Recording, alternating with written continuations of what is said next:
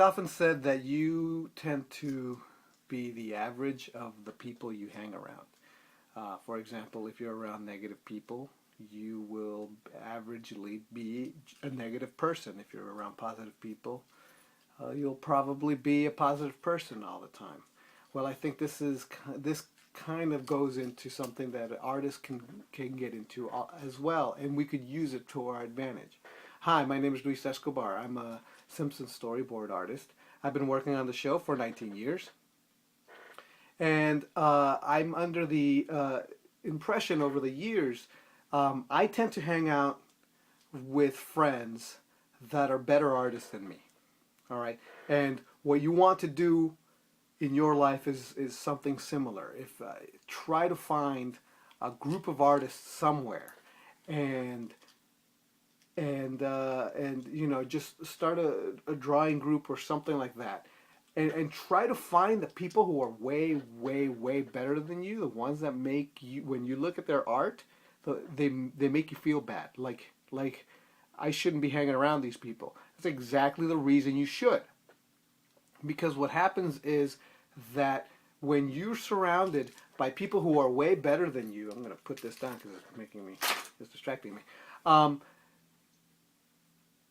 When you're sitting around in a group of friends who are way better than you at drawing, they push you up, they pull you up to their level. The fact that you're around people who know more than you, who are doing stuff that you're not. Not only if you're looking at it correctly, instead of having that be the thing that lets you down and makes you, oh, I'll never be anything. Instead of being Mr. Negative, use that and reverse that and use it as a positive thing, which means that bringing it in, this is what I aspire to. What is it that they're doing that you're not doing? Ask them, trade notes, watch them draw, emulate. What they're doing will rub off on you, and you will become better. Okay, so for example, if you're having trouble or have a lot of flaws in your art, it'll be easier for you to see it. It'll be easier for you to see what you're doing wrong if you're hanging around people who are doing incredible work, right? That's actually kind of putting a mirror to the flaws, right? That's step one, is seeing what you're doing wrong. Okay, don't let that bring you down though. You want to have that elevate you so that you're like, now that I know what I'm doing wrong, then I can either study what they're doing, which is a good idea.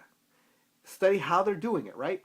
But then you could also go to the drawing books because you've got a lot, right? Like, look, I've got a lot, right?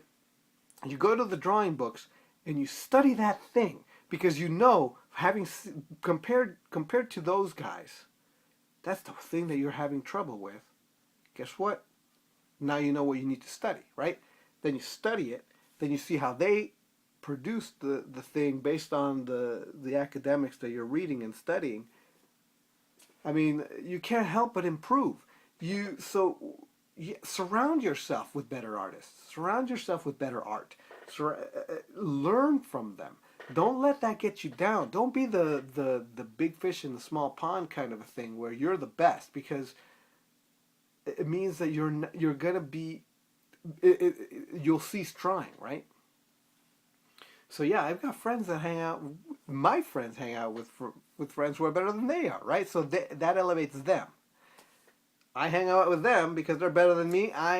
That elevates my work. Do that. You find those groups. Look for those groups, right? Don't abandon your friends, right? Okay? But the ones that it's like, oh, you don't draw well, I'm going to leave you. I'm never going to talk to you again. No, don't do that. That's just being a jerk. But yeah, just find those people who will probably push you and take your stuff to the next level.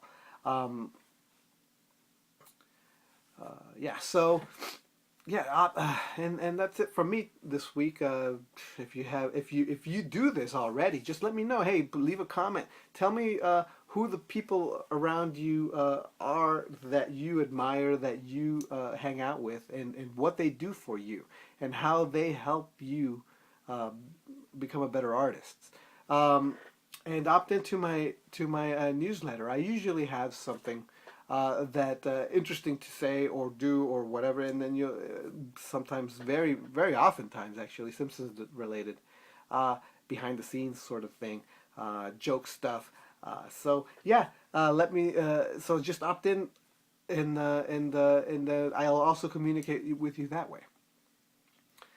All right. So I'll talk to you next week. All right.